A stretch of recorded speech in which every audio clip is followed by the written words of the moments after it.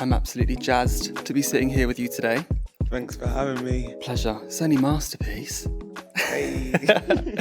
So this is the first recording we're doing today, and it's also your first ever podcast. Yeah, it is, How does that feel? It feels good, I feel like we're moving up in the world. So, yeah, it feels good, it feels proper. When I was putting this series together, this is season 2, top of mind, I think you were the first person we confirmed, which got the ball rolling for everyone else, which is great. So me and a few of the Axel team came to your show in Camden in November. Yeah. You came to the office before, we had a little chinwag, got you dressed, and you were saying that it was the first show you'd done in a long, long, long time. So what was the lead up to that sort of, in a way, comeback show? What was that like? I feel like there was a lot of excitement, but there was also a lot of just putting yourself on the line and putting this idea on the line is because the show was based on my single at the time, Country Life. And we wanted to kind of bring the record live. It's because I was speaking to my manager and I was like, look, I'd rather us do a show than not do no shows for the single, because that's not how we came up. And he said, all right, cool, we'll just do it. I feel like I was just putting myself out there because again, the music is for a new demographic, not typically the Masterpiece fans. It's for a new set of people.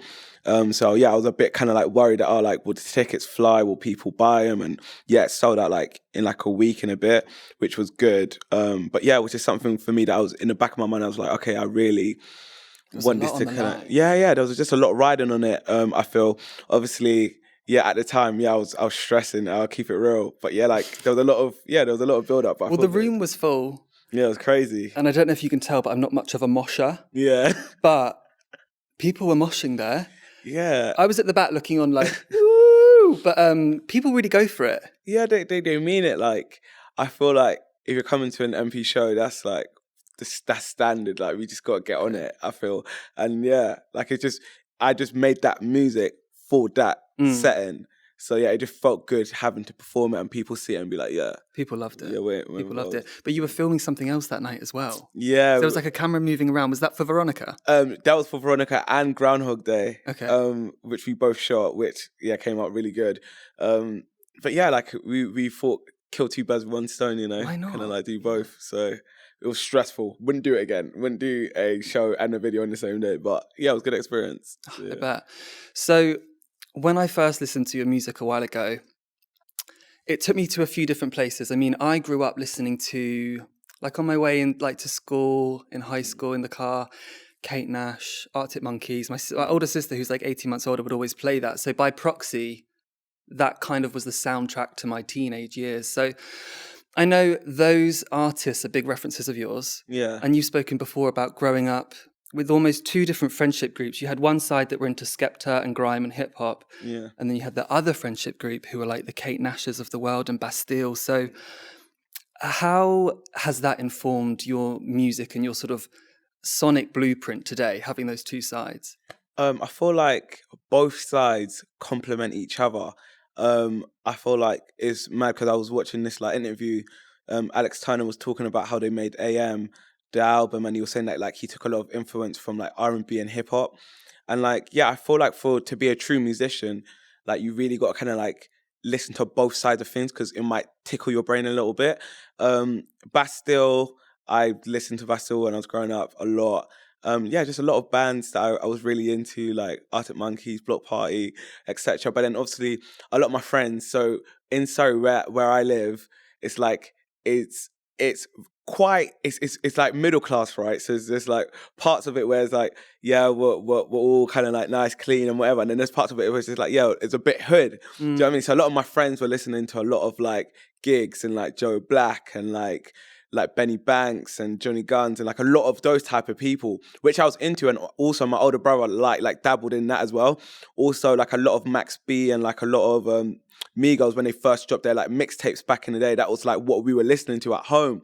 But then when I go into school and I was with my white mates and whatever, they'd be playing Arctic Monkeys or the Foles or whatever, and my brain was just kind of what is this? What type of swag is this? But and also FIFA soundtracks as well, because back in the day I'm a gamer, so I love playing FIFA, and you hear one song, you hear a Bastille song, and then it'll go into like, let's just say like a rap song, and then it, like, do you know what I'm saying? So yeah, my brain was definitely always gonna merge fusion the of two. the two. Yeah, I thought it was all gonna merge the two at some point. I just didn't know how I would do it, but like I knew that both would kind of It's come. funny you mention FIFA and video games because I was a huge fan of GTA growing up and all the different iterations. So like I think it started off with Vice City and then San Andreas and all the other ones. So obviously Vice City is like pure 80s. Yeah. So a song would come on the radio and I'd be humming along to it, and it's like Heart by Barracuda. And my dad would be like, how the fuck do you know that song? And I'm like, well, it's GTA. It's on GTA. It gets into you after a while. Yeah, 100%. Like even growing up, I listened to a lot of Phil Collins. Love Phil. Yeah, like I keep it real. Like I listen to a lot of Phil Collins, and like I personally think he's probably one of the best artists to grace this earth. Like personally, in my opinion, like you made the Tarzan soundtrack. Like it doesn't get much better. You're the GOAT. Like, do you know what I'm saying? So for me, when I'm listening to Phil Collins and that, I'm just like, yeah, you're the GOAT. Like it's just real shit. Like he's just talking about heartbreak. He's talking about like even like In the Air Tonight. He's talking about divorce, but you wouldn't even know that he's talking about how he like. But he can feel the divorce coming in the air. Divorce is coming in the air, and like I'm just like that's some real deep stuff. But you wouldn't think that when you're listening to the record, you're like, oh, crazy. Like it's in the air, but I don't know what's in the air. You know, and it's divorce papers. Yeah, do you get what I'm saying? But like, it's so good. It's so mad because even like with pop culture and that, like I was watching Paid in Full the other day, and I didn't realize that In the Air Tonight is in one of the scenes when they're standing outside a club. What's and there's like Paid in Full is like a gangster film based on a true life story of like three friends that were like drug dealers in Harlem, and like the fact that Phil Collins' song was in that soundtrack was like mind blowing because it's like they're two different worlds, but it's like. No, it's just different. Do you know what I mean? Like, well, it works. It's kind of like good music. It doesn't matter about the demographic or where it's placed. If it's a good tune and it's got a big drum, as Phil does, why not? Speaking of that sort of your youth and growing up with different sorts of music floating. So how did your musical journey start? Because in the research I've done, I know that you explored SoundCloud a bit and you were sort of playing around with it, and then it's been sort of flowing since then. So if you can break down step by step how it's flown since you were today. So originally, I actually didn't want to be a musician. I thought like doing music was a bit overrated, and you know everybody in school like was just like, yeah, I'm the next rapper, like I'm the next thing or whatever. And I just thought it was bullshit. I keep it real, like that wasn't really something I was into. But then I left school with no qualifications at the time, and I was like, fuck. So I started working in Deichmann, the shoe shop. But like Deichmann? Yeah, Deichmann, the shoe shop. I always see those and I never know what they are. Yeah, I thought they were like money laundering fronts. You would think, but it was mad. But I was working there for a bit, and then like a lot of my friends were kind of like making music at the time and were like in little crews and whatever. But I didn't really like want to do it at the time. Then there was like this radio station that we all used to go down to and kind of like spray lyrics and whatever. But I would just come to kind of like vibe because I was just there with the people, with my friends. So then my boy was just like, yeah, like jump on a mic, like spray, like whatever. And I'm like, because it was initially a crew and you were almost like the front runner. People were like, we actually want to see more of Peace. Yeah, it was mad. It's because even in the crew, like there were so many ego. Everybody wanted to be the leader, like of the crew, which was sick because it pushed us to get further. Like a lot of people in the underground at the time knew who we were. They were very aware of it. So it was like we had done a Boiler Room before Boiler Room was even a thing. Like we had done like Reading and Leeds Festival. We had done a lot of stuff, but we're only dropping music on SoundCloud. Never like a solo single out on Spotify. That's where a lot of people start. It's kind of, I think SoundCloud gets a bit of a bad rap, but it is a decent place to get it going. I found a lot of like good artists on there, like Little Peep, like a lot of people that I was really feeling at the time. Yeah. So yeah, that was the pocket. But the more I was doing it, the more I found myself like, this isn't really where I want to be if I was going to be a musician. And I knew in my heart that I was like, I'm not pushing myself enough. Like, and you also knew in your heart that you were the Beyonce of the crew. I knew. I had to leave, man. Yeah. I was just like, yeah, I'm definitely Beyonce of the crew. And I remember because we got given a record deal at the time and everybody was like, yeah, like, let's sign it. Because obviously, like, coming from where we come from is like crazy to even get that amount of money at the time. And I was just like, no, fuck that. Like, I don't want to sign that. Like, I want to go off on my own and like do my own thing and like do this masterpiece thing solo kind of thing. Fell out with a lot of people because of it. But now it's so mad because when them actually saw me recently and was like, you know, I appreciate you for doing what you did. It's because at least like we're seeing the fruit of it. Like you're doing your thing now. Do you know what I mean? Yeah. But yeah, at the time, yeah, I just left, whatever. And then, yeah, I was looking for a manager at the time. Didn't have a manager, but I was just outside. We were just So you doing it. declined the record deal and you thought, okay, Yeah. something's bubbling here. Let me find a manager. Yeah, I felt like something. There was a deeper calling why I declined the record deal at the time, because I was like, something's gonna happen. I can feel it. 3 months later, I was doing this like event that we used to hold at a place called Relentless. So you see the Relentless energy drink, wherever they had like a place where people could come and perform, whatever. Long story short, one of the presenters that was presenting it was friends with my manager now, Felix. So they had seen me and my crew in like a music video, like couple like weeks before. And Felix was like, yo, like, I want to manage him. Like, whoever he is, I want to find him. I want to manage him, whatever. So then the girl must have filmed me while I was performing at this place, sent it to Felix, was like, yo, look, I found the kid that you were talking about the other day. And then, yeah, I met Felix on the train in High Street, Kensington. And he's still with you today. And he's still with me today. We had a meeting on the train. I was like, bro, I want to be a rock star. He's just like, okay. You know, I mean, it was quite a joke. So he's like, I was like, yeah, I want to be a rock star. I want to be out here. Like, what do I need to do? Like, whatever. And he was just like, look, like, I'll help you. And like, we can kind of do the rock star, but step by step. Can do it step by step. Okay. And then, yeah, spent a while kind of like finding my sound, building my thing up. And then, yeah, we came up with the first single, Nighttime, and that was that in 2019 when that 2019 okay. My first single was Masterpiece, came out Nighttime, and yeah, that's when everything started to really change. Yeah, everything changed. Like, I felt like there was like people like, who's this Masterpiece guy, who's this Masterpiece? And we sold out a Miro with one song out, so it was like mental, crazy at the time, because it's like, this kid should come out of nowhere, but he's like doing the bits. And then, yeah, COVID hit.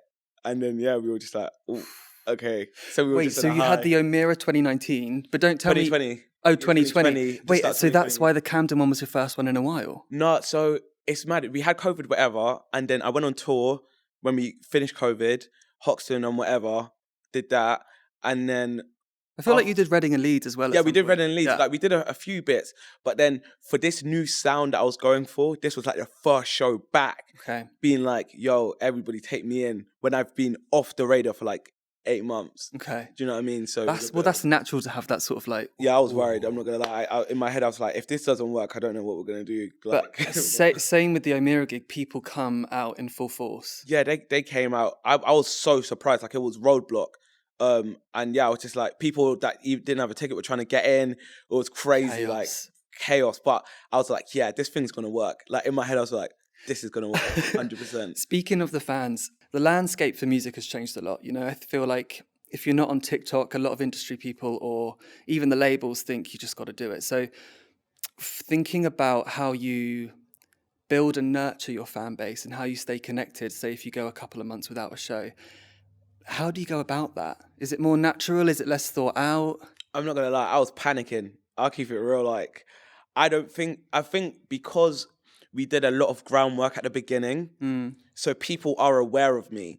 It's one of them ones where it's just like trying to turn the people that are aware to like die hard. Okay. You get what I'm saying? Yeah. So it's like, I knew that people would be like, where's Peace gone, kind of thing. I don't know if they'll be yearning for new music, but there would have been some sort of thought to be like, where's he gone in some capacity? Because it went from on a high to like, okay, dead silence. Like, came off IG, like archived everything, wasn't on social media at all. Well, it was a new era. Yeah, it was a new era. And I was just like, when we come back, we don't want to stop. So I was just in the studio making this record and like finding myself and knowing where I want to go. And like, I think everything just coming back home to like where it all started. Like, taking bits out, putting bits back in, like meeting, rekindling my friendships with my old school friends that I grew up with, like all of those type of things happened in that period that I feel like brought me to this place now where I'm like, I'm happy with my people and like, I feel good and it feels real and like, yeah. You always bring so much energy. Yeah. At the shows, the videos I've seen, the interviews you've done. So my question is, I want to acknowledge the energy, but I also want to think about the other side. So when you're feeling like burnout, say you've done like a long writing session or you've just done a show, where do you find time to like recharge, refocus? What do you tend to do? I keep it real. I just watch like Come Dine With Me. I'm not gonna lie. I think Come Down With Me is lit. Like, do you know what it is? I'll keep it real, yeah. If it isn't music, I'm quite lazy. Okay. I keep it a buck. Like, I can't be bothered to do anything in it. So like all my brain is music, watch some like bullshit like TV channel, and Come then Down With Me is not bullshit. yeah, but like Come Down With Me, like, I love Absolute Come Down With Me gold. because it's very easy to. Or I started watching Waterloo Road again, the old series, and I was like, yeah, this is actually going off. So I watched that as well when I'm bored. But like more time, I'm just in my room, like just chilling, and like I don't even like sit down and think about music or like make music. I just want to be in bed. Like 100%. I feel like when you get like the time off to just chill, I'd just rather do that than Well, kind the of like pendulum has to swing back. If you've been like absolutely going for on it, it. you need to Yeah. just chill. I just want to chill. Say if you were hosting Come Dine With Me and I was one of the guests, Yeah. run me through what you would cook. Oh, dog. Starter, main, dessert. I don't know. What would I cook? Yeah, this one's a bit tight because I'm not like the best cook, but like, Okay. yeah. You can't order anything either. I like an apple crumble for dessert. Okay. 100%. You can't go wrong With that. custard? Yeah, go on. Okay, Like, great. Go for it. I think for the main, probably like some salmon, some like rice or couscous or something like that. Okay, In healthy. that pocket, something light, and then the starter, I'd probably say like. I'm stuck for the starter. I don't know. Okay. But main. You definitely could. salmon. Do you I like fish. prawns? Yeah, I like. Okay, prawns. prawn cocktail always goes down a hit. Yeah, let's go for it. Okay, great. And you can actually buy it in a can from M&S. And then we could just. Yeah. Just do a quick one. Be like, Chop this it is something I up, prepared earlier. Yeah. Who's someone from music history that you would love to sit down for lunch with? There's a few. Okay. Let's say like top 3. You can definitely do top 3. This is gonna be mad controversial, but I want to know. Oh God. So It's not J.K. Rowling, is it? So she's no. not, is it? Okay. So Damon Albarn from Blur and the Gorillas, Great. Liam Gallagher. Mm-hmm. Definitely want to have a conversation with him, and then I'll probably say the last person would probably be. I'll probably say, but back in the day, like you see, actually no, Phil Collins, 100%. I want to know what was going through his mind when he made Two Hearts and like all the tunes, and like when he made You Can't Hurry Love. Like I want to know what was going through his mind. So I'll probably say them 3. That's a 100%. great lineup. I don't know if you'd be eating much. I think it'd be mainly drinks and that sort of lineup. But yeah. Literally. Tell me about your style and the relationship you have between fashion and music, because whenever I've seen you, like on your socials, when I've seen you do shows, you have almost like a football jersey. Yeah, like, do you know what it is? Like, Where does that come from? I just love being chill. Like, I feel like I don't like to do too much with the fashion thing. Like, I feel like when it's authentically myself, I just kind of wear what I feel like feels good on me. Someone might not look at it and be like, yeah, that's the fit that I would rock personally. Yeah. But like, I feel like for peace, because I've always been left, like when people are going right, I'm going left. If people are going that way, I'm going this way. So I think, yeah, I just kind of wear what I want to wear and like put things together and hope for the best. Which always kind of works in my advantage, is because I'm not overthinking it. Whereas I feel like people like sit down and actually like overthink what they're going to wear and like all of that. But And I then don't it takes believe the in fun that. out of it. Yeah, man. I just think whack anything on and then like hope for the best. You know what I'm saying? And if That's you a good like it, outlook like for it. life, to be honest with you. Whack it on, man. Do you get the jerseys? Are they custom? Yeah, like no, they're not even custom. But like, I feel for me, like I just like to be in stuff that is comfortable. Yeah. So like, I'm comfortable in wearing. And yeah, the jersey's just very like British and like, yeah, which I am. You so, love, yeah. I love it. Yeah. Would you say you're quite patriotic then? Because country life, it's sort of got nuances of like traditional English, but you kind of turn it on its head. Yeah, I flip on its head. Like I am and I'm not. Do you know what I mean? Like I don't believe in a lot of it. Because I just feel like it's a bit like it's just Tory. bullshit. Yeah, I just think it's a Tory. bit bullshit. And it's just kind of like it's very sometime-ish as well. So yeah, like I don't rep it in that sense. But I feel like for me, like I don't want like artists like say if an artist from like America saw me, I wouldn't want them to be like, oh, he sounds American. I want them to be like, he's British, like he's a British artist. I feel like too many artists want to sound American, and I'm like, why go to America? Like, why wouldn't you just be proud of being where you're from? Do you know what I mean? Yeah. Even if it is a shithole, like, why don't you just want to be like happy with where you're from? Do you know what I mean? Like, I never want to sing or sound American. Like, I just want to be authentically myself. It sounds authentic, 100%. Yeah. Speaking of the UK being a shithole, Yeah. great quote. Facts. What sort of changes in terms of the UK would you make if you were Prime Minister for a day? If I'm Prime Minister, mate, that's a mad question because it's like I feel like you can't please everyone. So True. It's like whatever I do, someone's gonna have a problem with And it. no matter who it is, they're always vilified. Yeah, so I'm like, I feel like being a prime minister would be such a peak job to have. Like, I wouldn't want that responsibility because I struggle to even make decisions for myself, let alone Right. for the Right. country. So yeah, probably, yeah, I don't know. I don't know what I would do, but I would see, yeah, I don't know. I don't know yet, but I'll make more opportunity for young people.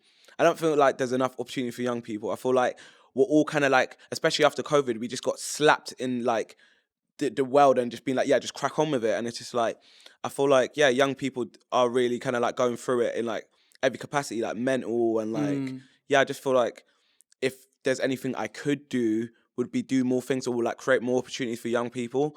And like teach them other stuff except from like just going to like uni and like study and all of that stuff. Like I feel like there's other things in life that we should learn that we don't learn in school that I feel like would be beneficial for young 100%. people. Like how to do taxes. Yeah, like there's a lot of stuff like even for myself that I don't really know. And like in school they teach you so much bullshit, but it's like if they taught us like a lot of life stuff, like proper like even like the taxes, etc. I feel like people would be a bit more in tune with it and people would be a bit more interested and like be able to set themselves up for life. But it's like we don't learn that. It's just kind of like, yeah, go school, leave school, go uni, be in debt, and then work the rest of your life. And it's just like, yeah, that's a bit insane. And I feel like we're put on a hamster wheel, especially as a youth, because when I finished A levels, they almost kind of rush you metaphorically and physically out the building. They're like, Yeah. oh, you got to go find a uni now and you got to go do something. Yeah. So I arrived at this uni doing business. I don't even like business. You're just I thought there. I was so twisted at the time. I thought I wanted to be a solicitor. Yeah, I just feel like they don't really let They don't take young the people. time. Yeah, they don't let young people open their minds up a little bit. Like when people have found out from my school that I was a musician, everybody was like trying to downplay it. And then when they've seen what's going on, they're like, oh my God, like this is crazy. And it's like in my head, I'm like, yeah, you wouldn't have known that because you guys have always been like, yeah, like education, education, education. And it's like sometimes it's okay to kind of like do different stuff and learn new things than kind of like stick to the same old thing over and over. And our parents have gone through it, and that's why our parents are probably on us and like so much pressure, be like, yeah, get the degree. But it's like To learn from their mistakes. yeah, but in this current climate, like degrees ain't really the thing. There's other No, ways they to just make cause money. debt. Yeah, they're just debt. It's just a But I debt. think what like- you've done really well is you've thrown caution to the wind and made sacrifices because you believe in the art. Yeah, I feel like anything that I would have put my mind to, I'm very persistent. I was never gonna kind of like stop because it wasn't working. And even if it took a while, I knew that at some point something's gonna give. I just didn't know when. But I was always open to that thought of like, you know what? Let's just give it a go and hope for the best and like crack Did on you with have it. moments when you thought, I can't do this anymore? Oh, You're like, many this is times. too tough. Many times. I feel like when I first started, never. Like even when things were going bad, I was like, yeah, we're all the way. We're going all the way. Yeah. And then I feel like when things started to move, I was worried that it wouldn't last. Right. So I feel like part of me was like, maybe I fucked this off now that I'm in like in a good place. So like nobody remembers me as the guy that flopped. Do you get what I mean? But Well, almost like you're now dealing with the pressure of it. Yeah, And the it's almost pressure of too it. real. Whereas in the early days, you've got rose tinted glass on. Honestly. Like, anything can happen. literally, like I remember saying to my manager, I'd be like, bro, if we can just get played on like the radio, I'll be gassed. And like, yeah, I'll be happy with that. Yeah. Like I don't even care for anything else. You get played on radio. You're like, oh, sick. Okay, like everybody's gassed now. Like you're on the radio. And I'm like, okay, if I get booked for festival, I'll be happy. Get booked for festival. It's like, oh, okay. Yeah, now what? Do you know what I mean? See, It's that's like, where it's dangerous. And a lot of artists I've heard, that's where it can start to go wrong. Because Yeah. they almost, naturally, you get accustomed to where you're at. So, you get booked for this. You're like, okay, well, now I've been booked for that. I can't do all that stuff. Exactly. And I think that's where it can get a bit tricky sometimes and people can lose momentum. Yeah, I think it is hard for artists because again, like the quicker you go up, the quicker you fall as well. Yeah. Which I'm always aware of. So it's like I feel like artists need time to develop and find who they really are, and you never stop developing. No. You know. So yeah. Where's a place that you're dying to travel to? Oh, again, I'm like my song "Country Life." I'm quite boring, so like probably I don't know, mate. But You're going to say like, Cotswolds? yeah, like you know what it is. I don't know. Because I don't really sit down and be like, I want to go on holiday somewhere. But if I was to go somewhere, I'd probably be Anywhere like on the Bali. Like I've heard Bali is a Bali's good good. is a good Bali's trip. great. Yeah, my friends have been telling me that like I should go. Apparently that's a good trip. But yeah, like probably just there. Bali's really good. Yeah, but I feel like with me, I get homesick easily. So I'll be there for like 2 days. I'm like, yeah, I want to go home.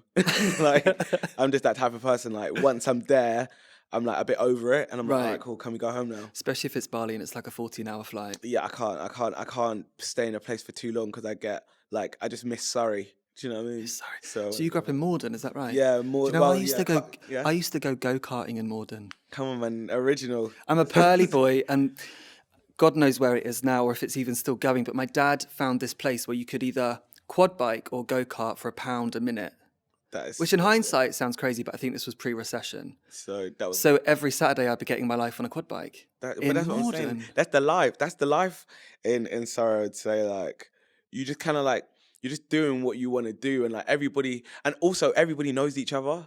So it's like you can see your neighbor like down the road and be like, oh hi, you're right. Like, do you know what I mean? Everybody's aware of each other. Whereas I feel like London is too fast paced.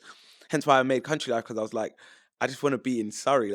Yeah. Like I want my kids to grow up in Surrey. I want everyone. So to you're be looking Surrey. to, you're happy to down tools and stay there? Happily. Like Surrey's the place to be. Okay, but that's man. interesting for me because a lot of people want to escape to the big smoke and be like a city slicker. I hate London. I think London's whack. I'm Man. sorry I brought you here No, today. it is. Do you know what it is with London? Like, I just feel like, yeah, it's like a rat race. Like, everybody's just chasing this one thing, and it's like, and Surrey's very laid back. Like, everyone's just easy. Like, it's just whatever, man. I haven't been back in so long. Yeah, I feel like with London, I just feel like it's too on. Like, I think it's a bit too like too much pressure to like be someone in life. Like, there's so much pressure of like if you're not like with this person or like at this party or like hanging out with that, like, do you know what I mean? Or like got this amount of this or that. It's like you're nobody, but it's like you don't need like all those accolades to be someone. Like, do you know what I mean? Like, and again, it's about what success means to you. Totally. Like everybody has a different meaning of success. Like having a family to someone could be that's my success, like that's my legacy, or you know doing a show here or whatever. And it's like when you're managing your expectations and kind of like knowing what you see as success for yourself, you'll realize that like none of this shit really matters. Do you get what I mean? It's just kind of like that's why I like Surrey because it's like I can walk down the road or I can chill or hang out with people and it's not nobody's looking at me like oh he's a musician so we should be extra nice to him. It's just like yeah, it's just peace and like we're just chilling. Do you know what I mean? What does success look like to you? I feel like financial stability is success to me.